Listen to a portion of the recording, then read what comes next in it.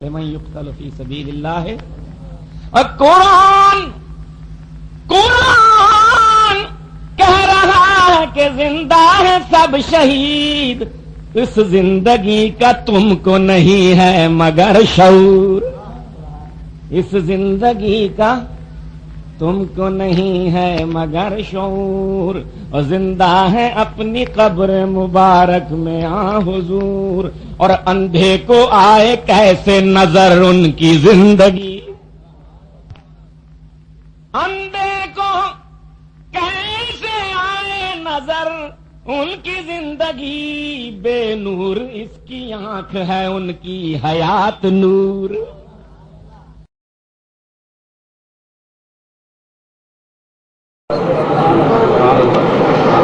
الحمد للہ رب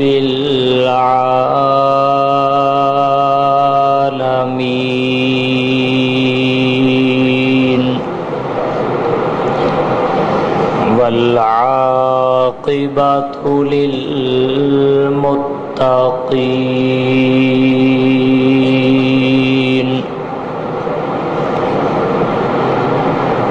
والصلاة والسلام على رسوله محمد وعلى آله وأصحابه اجمعین، اما بعد فاعوذ باللہ من الشیطان الرجیم، بسم اللہ الرحمن الرحیم،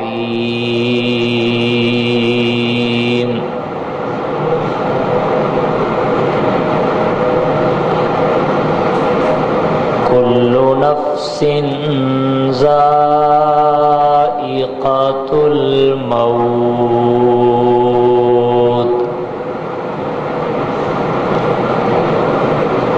وقال النبی صلی اللہ علیہ وسلم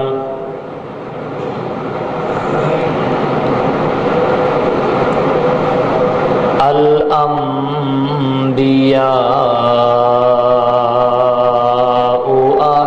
احیاء فی قبورہم یصلون،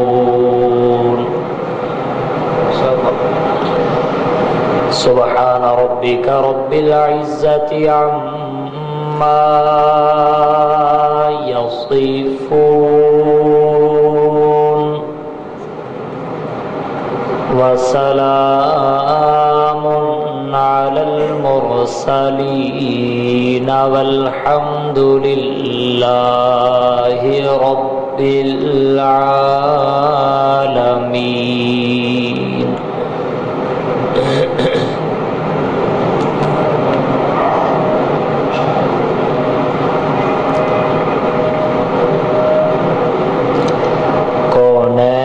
کی تخلیق کا آقا تو سبب ہے،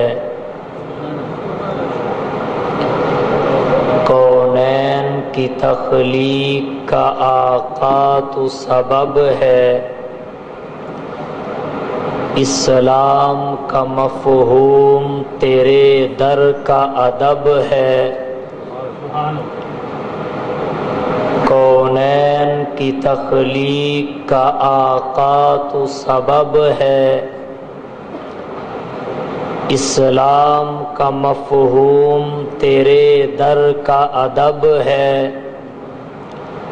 طٰہٰ سے آیا ہے تیری صورت کا قصیدہ، قرآن میں یاسین تیرا نام و لقب ہے، والفجر کا مطلب تیرے چہرے کی تلاوت،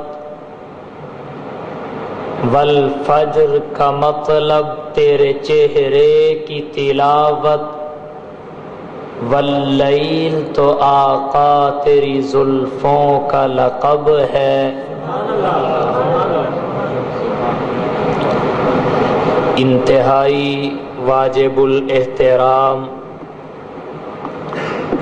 قابل صد تکریم و تعظیم معزز علماء کرام، عزیز بھائیوں، دوستوں، بزرگوں، طالب علم ساتھیوں،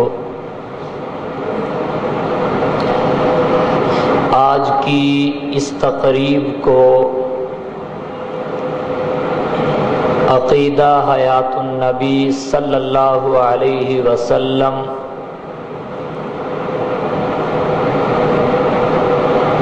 فتح مبین کے حقیقت بھرے عنوان سے معنون کیا گیا ہے۔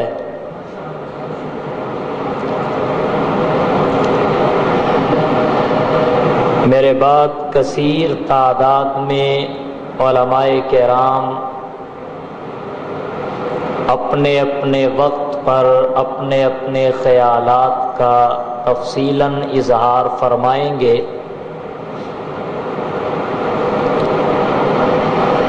میں بڑے آسان سے لفظوں میں اپنے گزشتہ بیانات کو مد نظر رکھتے ہوئے اپنی گفتگو اور تقریر کا آغاز کرنا چاہوں گا۔ پہلی گفتگو میں نے عقیدہ حیات النبی صلی اللہ علیہ وسلم کی بنیاد کو بیان کیا تھا۔ دوسری گفتگو میں عقیدہ حیات النبی صلی اللہ علیہ وسلم کی اہمیت کو بیان کیا، کتاب، سنت، اجماع اور قیاس کی روشنی میں۔ تیسری ایک مختصر سی گفتگو میں پھر اسی عنوان پر کچھ گزارشات پیش کی۔ میری 3 تقریروں کا خلاصہ اب تک یہ ہے کہ عقیدہ حیات النبی صلی اللہ علیہ وسلم کی بنیاد قبر کے عذاب و ثواب کے عقیدہ پر ہے، اور اس کی بنیاد قبر کی حیات کے عقیدہ پر ہے، اور قبر کی حیات کے عقیدہ کی بنیاد قبر کی تعیین کے عقیدہ پر ہے۔ یہ پہلی گفتگو تھی۔ جب بنیاد باندھ دی گئی، اس کے بعد پھر دوسری گفتگو میں اہمیت، یہ عقیدہ کتاب اللہ سے ثابت ہے، سنت رسول اللہ سے ثابت ہے، اجماع مستزاد ہے، قیاس تائید کرتا ہے۔ تیسری گفتگو میں بھی اسی دوسرے مضمون کی کچھ وضاحت ہوئی۔ اب تک میں یہاں پہنچا ہوں، اب اس سے آگے گفتگو کو شروع کرتا ہوں۔ میں نے عرض کیا تھا نہ گالی گلوچ کرنا جانتا ہوں، نہ ہی کرنا چاہتا ہوں۔ یہاں تک ہم پہنچے کتاب، سنت، اجماع، قیاس۔ اب اس سے آگے ہم چلتے ہیں کہ خلفائے راشدین اور ائمہ اربعہ کا عقیدہ نبی کریم صلی اللہ علیہ وسلم کی حیات جسمانی کے اس بات کا تھا یا انکار کا تھا؟ سب سے پہلے تمہیدی طور پر ایک بات سمجھ لیں، ہمارا اہل سنت والجماعت کا عقیدہ کتاب و سنت اجماع اور قیاس سے ثابت ہے، اجماعی عقیدہ ہے۔ یہ ہم نے بتایا تو ہے، بنایا نہیں ہے۔ حیات النبی صلی اللہ علیہ وسلم کا عقیدہ ہم نے سنایا تو ہے، وضع نہیں کیا، بنایا نہیں ہے۔ ایک ہے عقیدہ سنانا، ایک ہے گھر میں بیٹھ کر بنانا، یہ دو الگ الگ چیزیں ہیں۔ سنایا اسے ہی جاتا ہے جو پہلے سے ثابت ہو، جیسا کہ پچھلے بیانات میں ہم وضاحت کر چکے ہیں، یہ کتاب سے بھی ثابت ہے، سنت سے بھی ثابت ہے، اجماع مستزاد ہے، قیاس تائید کرتا ہے۔ خلفائے راشدین کا عقیدہ بھی یہی ہے، ائمہ اربعہ کا عقیدہ بھی یہی ہے، اور تمام اکابرین اہل سنت والجماعت کا عقیدہ یہی ہے۔ پھر بنایا تو نہیں نا، سنایا ہی ہے نا۔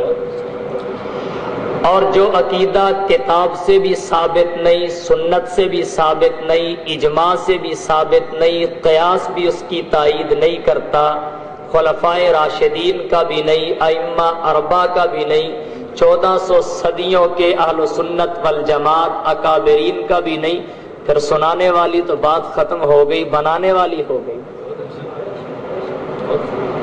تو بس یہ سنانے والی بات سناتے آ رہے ہیں اب تک، تو اس کا ایک پہلو یہ بھی ہے، باتیں پہلے ہو گئیں، کتاب اللہ سے بھی ثابت ہے، سنت رسول اللہ سے بھی، پچھلی تقریریں سنی جا سکتی ہیں۔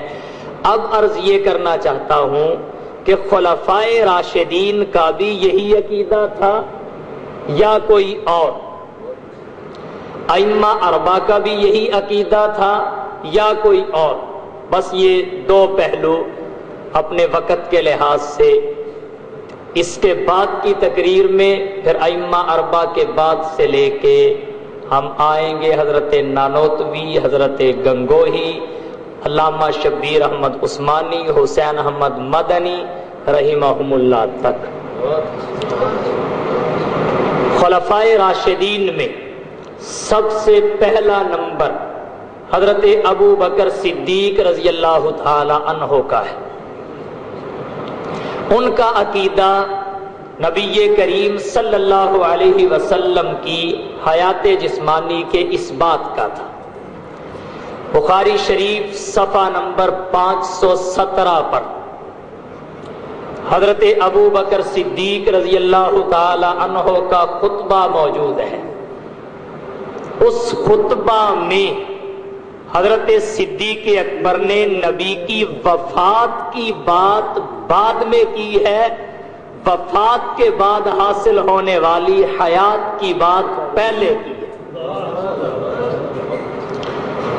فرمایا بی ابی انت و امی، میرے ماں باپ آپ پر فدا ہو، میرے ماں باپ آپ پر قربان ہو۔ یہاں ایک نقطہ دینا چاہتا ہوں، سوال ہے میرا، بی ابی انت و امی کا جملہ کیا اموات محضہ کے لیے بولا جاتا ہے؟ بی ابی انت و امی، یہ جملہ کیا اموات محضہ کے لیے بولا جاتا ہے؟ یہ میں نے آپ کو ایک سوال دے دیا ہے، اموات محضہ کے لیے بولا جاتا ہے یا ان کے لیے جن میں حیات ہو؟ فرمایا بی ابی انت و امی، میرے ماں باپ آپ پر قربان ہوں، طبت حیا و میتا، آپ کی زندگی بھی پاکیزہ، آپ کی موت بھی پاکیزہ، والذی نفسی بیدہ، اس ذات کی قسم جس کے قبضہ قدرت میں میری جان ہے، لا یذیقک اللہ الموتتین ابدا، اللہ آپ کو دو موتیں کبھی نہیں چکھائے گا. حیات کی بات پہلے ہے، موت کے بعد حاصل ہونے والی حیات کی بات صدیق پہلے کر رہے ہیں. بخاری 517 صفحہ کھولیے، پھر آگے چل کر خطبہ میں فرمایا من کان یعبد محمد، من کان یعبد محمد صلی اللہ علیہ وسلم فإن محمدًا قد مات. موت کی بات بعد میں، وفات کے بعد حاصل ہونے والی حیات دائمہ مستمرہ کی بات پہلے، وفات کی بعد میں. پھر یہاں ایک نقطہ اور عرض کر دوں، اگر کوئی کہے جب حضرت صدیق نے کہا انا محمدً قد مات، تمام صحابہ نے اتفاق کر لیا لہذا اس پر اجماع ہو گیا. اگر موت پر اجماع ہے تو آپ کی حیات پر بھی اجماع ہے. اگر موت پر اجماع ہے تو آپ کی حیات پر بھی اجماع ہے. اجماع کے مقابلہ میں اجماع آ گیا، برابری ہو گئی، باقی دلائل کا کیا کرو گے؟ تو عرض یہ کر رہا ہوں، موت کے بعد حاصل ہونے والی حیات کی بات پہلے اور موت کی بعد میں. اب صدیق اکبر کا عقیدہ کیا ہے؟ صدیق بغیر قسم کے بھی کوئی بات کہہ دے، صدیق بغیر قسم کے بھی کوئی بات کہہ دے تو اس میں شک کرنا کفر ہے. لیکن تاکید کے لیے صدیق قسم کھا رہے ہیں والذی نفسی بیدہ، والذی نفسی بیدہ، اس ذات کی قسم جس کے قبضہ قدرت میں میری جان ہے. عقیدہ میرا کیا ہے؟ لا یذیقک اللہ الموتتین ابدا، اللہ آپ کو دو موتیں کبھی نہیں چکھائے گا. اب اگر پہلی موت کنتم امواتن والی مراد ہو اور دوسری یہ ہو پھر تو دو آ گئی. صدیق صدیق نہ رہا پھر تو دو آ گئی، صدیق صدیق نہ رہا. حالانکہ صدیق تو ایسا صدیق ہے جو سنتا ہے تو صدق اور کذب کو پہچان جاتا ہے، دیکھتا ہے تو حقیقت کا ادراک کر لیتا ہے. سنا ہی ہے نا، سنا ہی ہے. ابو جہل نے کیا کہا؟ ابو بکر بتا. ایک آدمی کہتا ہے اتنی سی مدت میں اتنا لمبا چوڑا سفر کر کے آیا ہوں، اتنا لمبا چوڑا. صدیق نے فتویٰ نہیں لگایا، پہلے پوچھا کہنے والا کون ہے؟ صدیق اکبر تیری صداقت پہ کیسے کس کو کلام ہوگا؟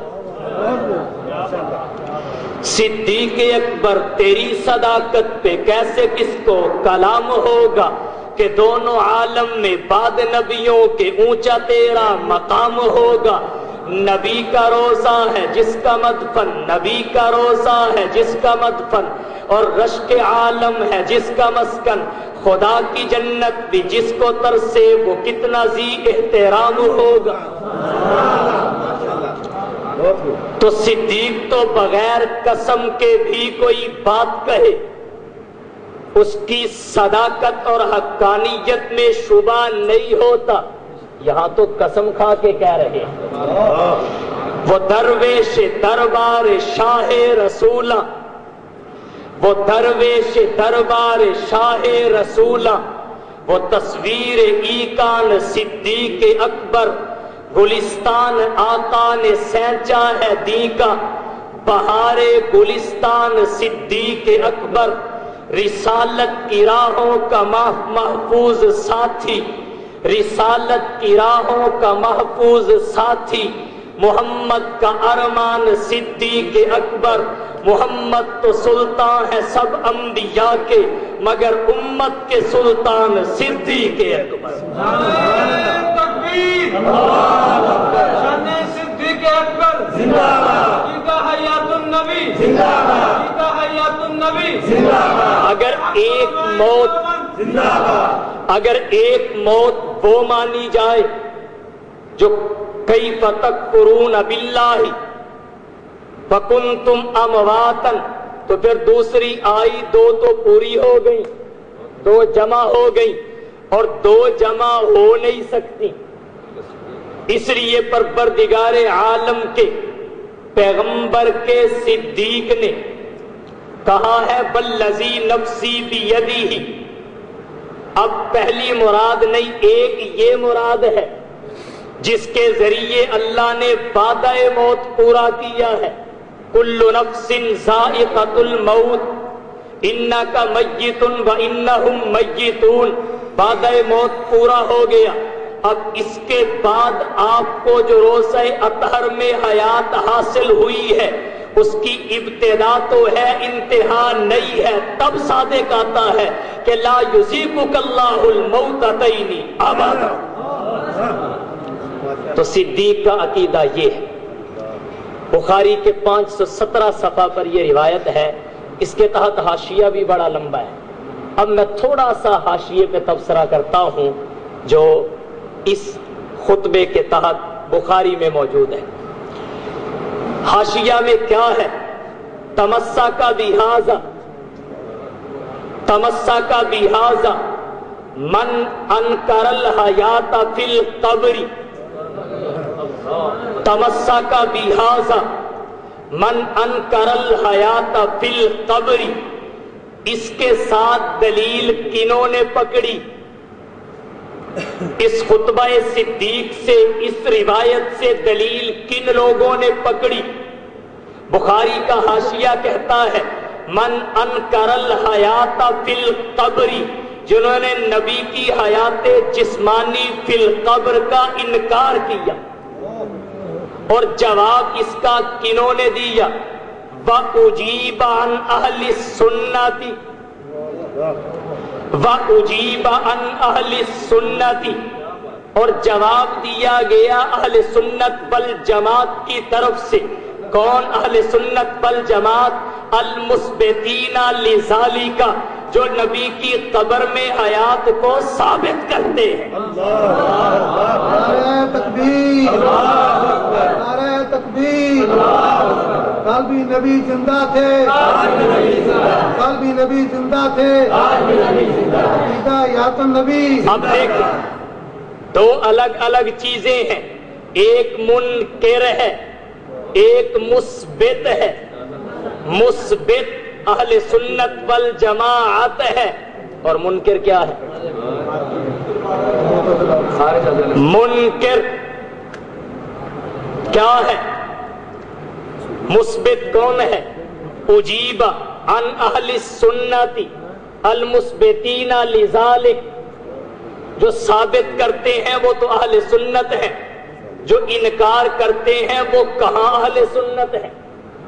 بخاری کا حاشیہ کہہ رہا ہے۔ اور آگے چلیے، باقی رہی یہ بات کہ اِنَّ مُحَمَّدًا قَدْ مات، آپ پر موت آئی، موت کو بیان کیا گیا تو لکھا ہے کہ اِنَّ الْمُرَادَ نَفْيُ الْمَوْتِ اللَّازِمِ، مراد اس موت کی نفی ہے جو لازم ہے۔ لازم کا کیا مطلب؟ ایسی موت کہ جس کے بعد حیات آئے ہی نہ۔ نفی تو اس موت کی ہے، نفی تو اس موت کی ہے جس کے بعد حیات ہی نہ ہو، اور حضور کی موت کے بعد تو دائمی حیات ہے، لہذا اس کی نفی نہیں ہے، اس کی نفی نہیں ہے۔ اور آگے چل کے، مزید آگے چل کے کیا لکھتے ہیں؟ بل احسن، زیادہ اچھی بات یہ ہے، بل احسن ان یقال، بہتر یہ ہے کہ یوں کہا جائے انا حیاتہ فی القبر، بے شک آپ کی حیات قبر میں، انا حیاتہ آپ کی حیات لا یتعقبھا موت ایسی حیات ہے اس کے بعد موت نکرہ کوئی موت نہیں ہے. بل احسن ان یقال ان حیاتہ لا یتعقبھا موت نکرہ بے شک آپ کی حیات ایسی ہے کہ اس کے بعد کوئی موت نہیں. تو پھر کیا ہے؟ بل یستمر حیًّا بلکہ آپ استمراری طور پر زندہ ہیں. اور آگے لکھا ہے بل انبیاء احیاء فی قبورہم یصلون. نہ صرف آپ بلکہ اللہ کے جتنے بھی انبیاء ہیں وہ سارے اپنی قبروں میں زندہ بھی ہیں، نماز بھی پڑھتے ہیں.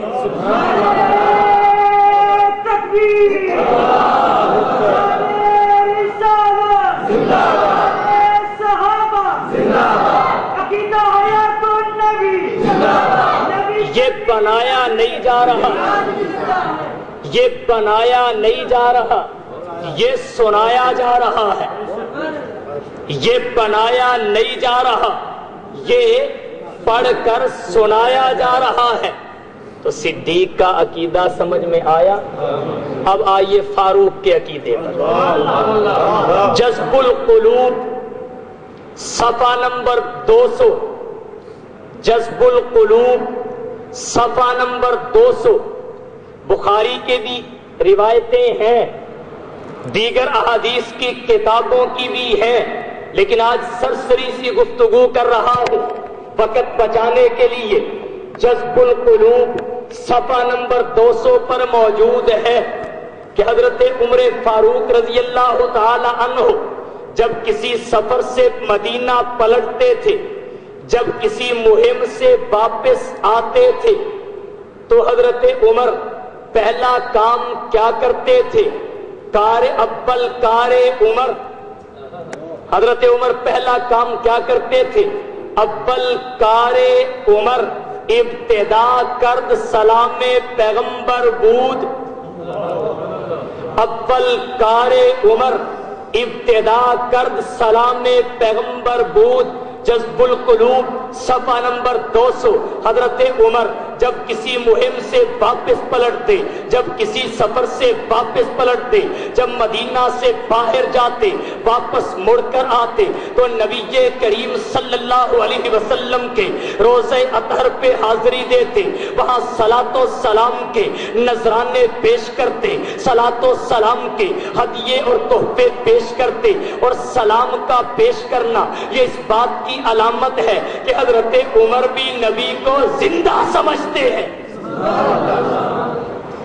اب آئیے تیسرے خلیفہ راشد حضرت عثمان بن عفان پر رضی اللہ تعالی عنہ. باغیوں نے گھیرا ڈال لیا ہے، باغیوں نے گھیرا ڈال لیا ہے. صحابہ کرام نے مشورہ دیا کہ آپ یہاں سے شام چلے جائیں، وہاں مسلمانوں کی فوج مضبوط ہے، یا پھر یہاں ہمیں اجازت دے دیں. حضرت عثمان بن عفان کیا فرمانے لگے؟ جذب القلوب صفحہ نمبر 188.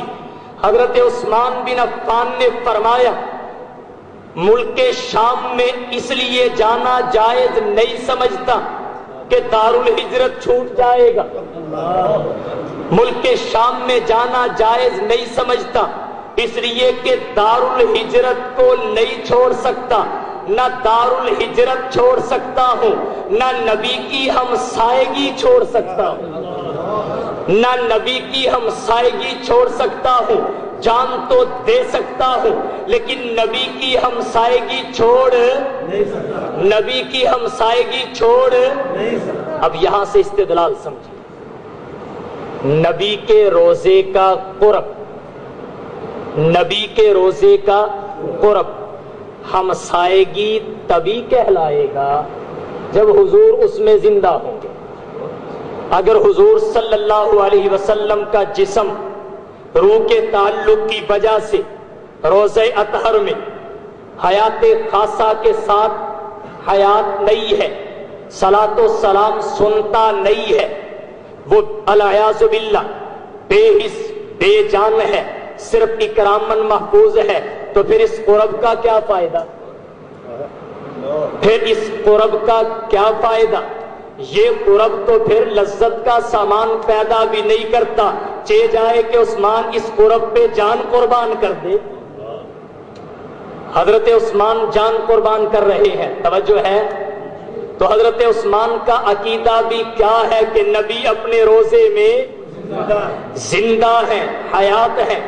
اب آئیے حضرت علی المرتضی رضی اللہ تعالی عنہ پہ جذب القلوب صفحہ نمبر 180 پر حضرت علی کا قول ہے، من زار قبر رسول اللہ صلی اللہ علیہ وسلم کان فی جواری رسول اللہ صلی اللہ علیہ وسلم، جو شخص نبی کی قبر کی زیارت کرے، جو شخص، اور میں یوں کہتا ہوں جو شخص نبی کی قبر پر حاضری دے، یہ میں کیوں کہہ رہا ہوں اس کی دلیل آگے آئے گی۔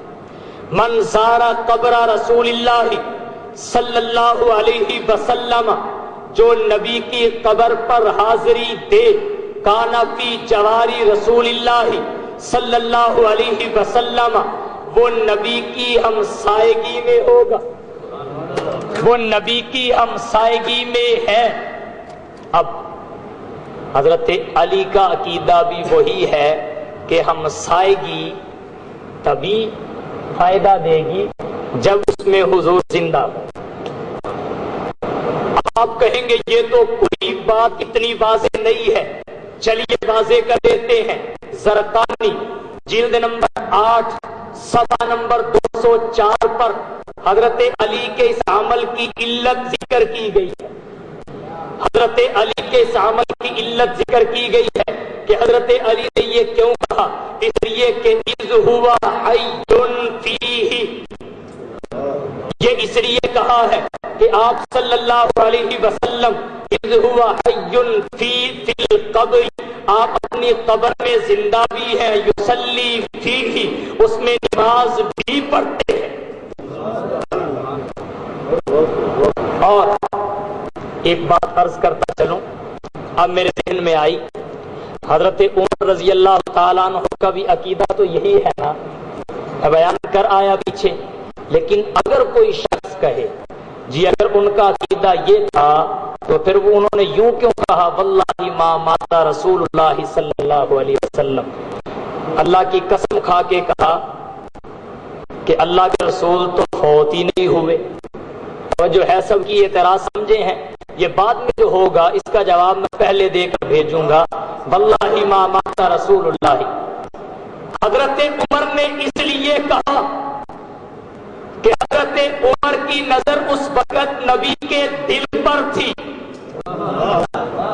حضرت عمر کی نظر اس وقت نبی کے دل پر تھی اور دل میں آثار حیات موجود تھے، اس لیے حضرت عمر نے کہا واللہ رب کعبہ کی قسم، میں قسم کھا کے کہتا ہوں کہ اللہ کے رسول فوت نہیں ہوئے۔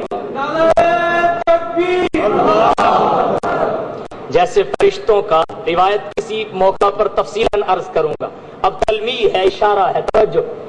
فرشتوں نے جو مذاکرہ کیا تھا، نبی کی مثال بتا دو، تشبیہ بتا دو۔ نبی سوئے ہوئے تھے، کچھ فرشتے کہنے لگے کیا فائدہ حضور تو سوئے ہوئے ہیں، کچھ کہنے لگے نہیں حضور سوئے ہوئے ہیں، فائدہ تب بھی ہوگا اس لیے کہ نبی کی آنکھ تو سوتی ہے لیکن دل نہیں سوتا۔ تو حضرت عمر کی نظر نبی کے دل پر تھی، اس لیے فرمایا واللہ ما مات رسول اللہ۔ بہرحال عقیدہ خلفائے راشدین کا یہ۔ اب آگے چلیے، حضرت حسن کا بھی بیان کرتا، حضرت امیر معاویہ کا بھی بیان کرتا، یہاں بریک نہ سمجھ لینا، لیکن اب ائمہ اربعہ کے عقیدے پہ تھوڑی سی بات کرتا ہوں۔ سب سے پہلے امام ابو حنیفہ رحمۃ اللہ علیہ کا مسلک اور احناف کا مسلک کے حوالہ سے اہمیت کے پیش نظر آخر میں ذکر کروں گا۔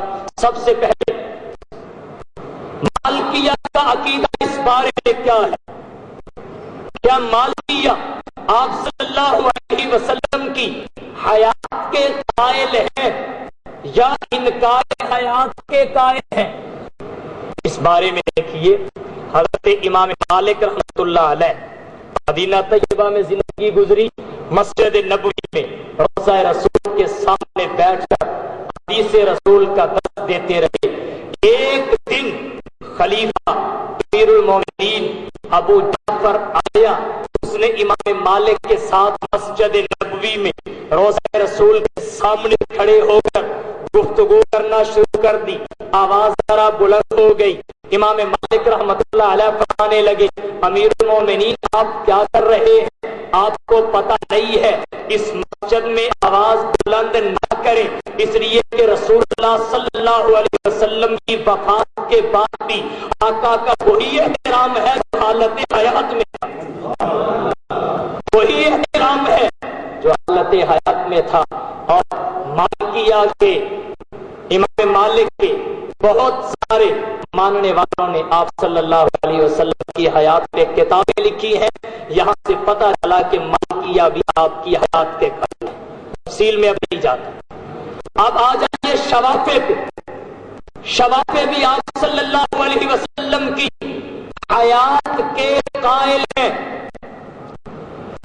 امام بہقی رحمہ اللہ نے، علامہ سیوطی رحمۃ اللہ علیہ نے نبی کریم صلی اللہ علیہ وسلم کی حیات پر کتابیں لکھی، اور طبقات شافعیہ میں ہے کہ عندنا رسول اللہ صلی اللہ علیہ وسلم حی،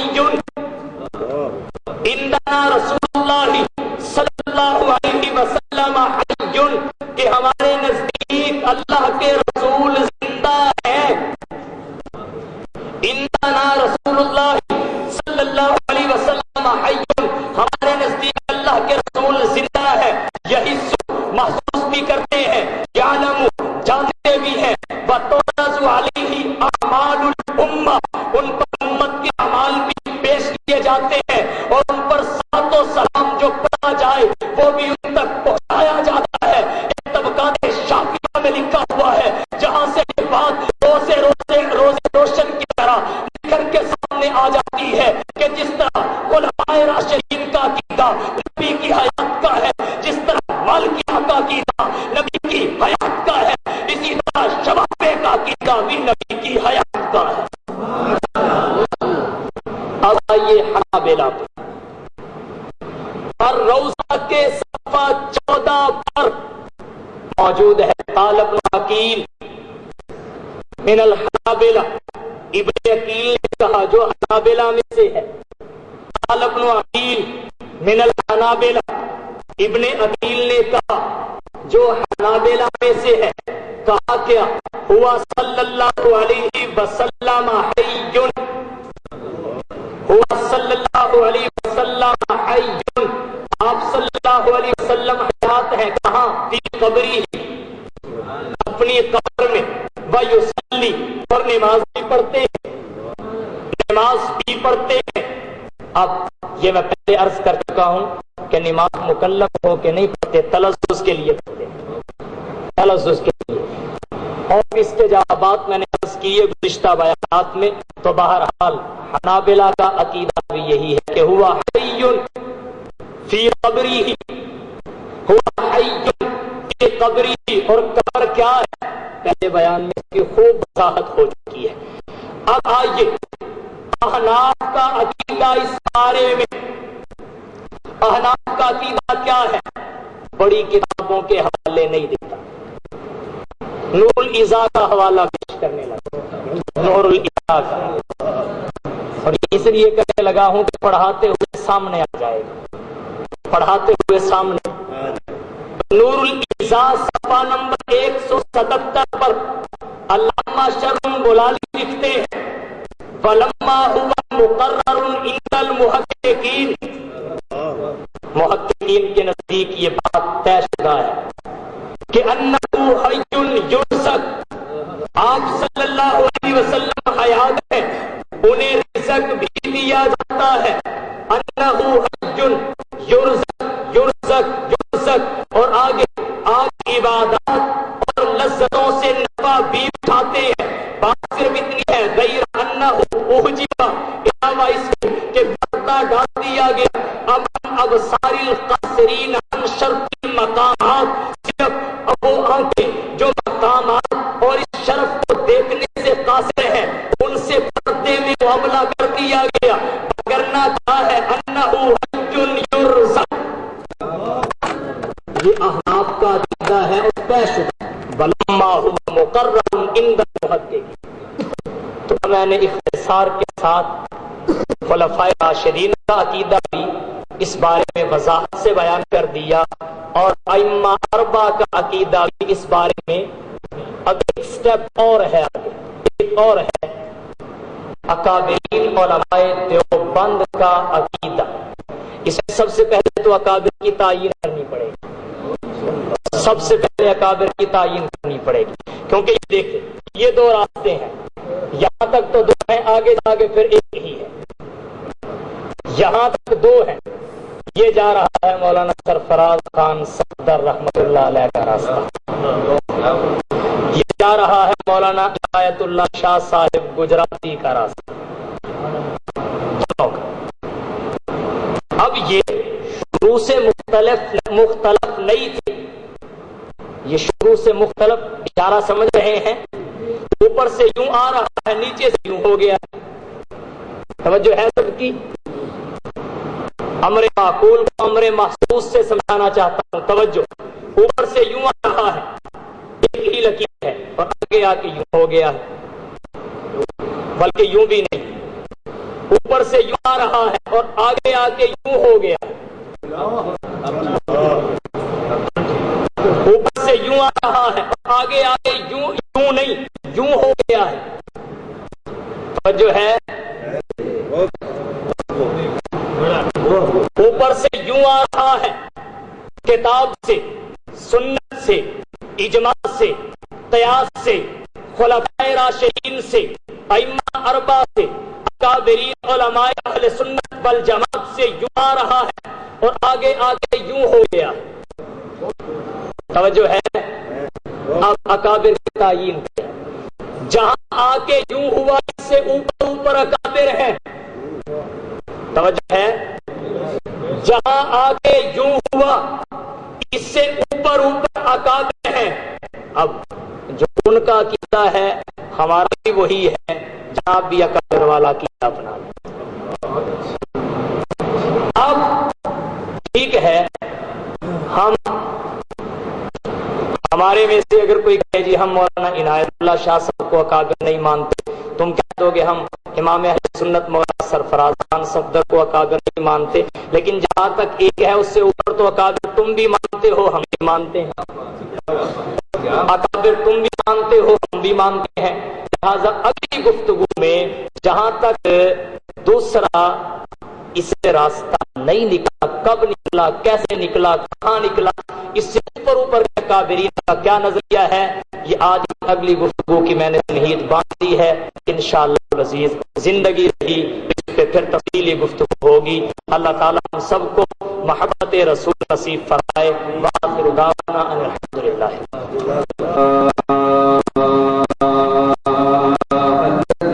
رب الأرض ورب السماء رب الأكبر ورب العلا حمدا كثيرا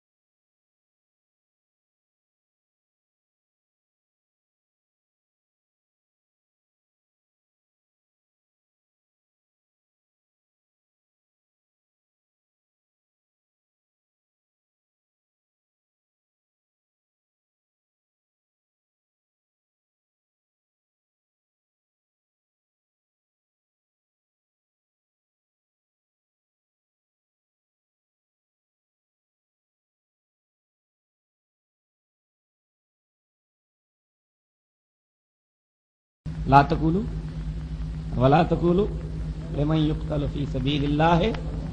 اور قرآن کہہ رہا ہے کہ زندہ ہے سب شہید، اس زندگی کا تم کو نہیں ہے مگر شعور. اس زندگی کا تم کو نہیں ہے مگر شعور.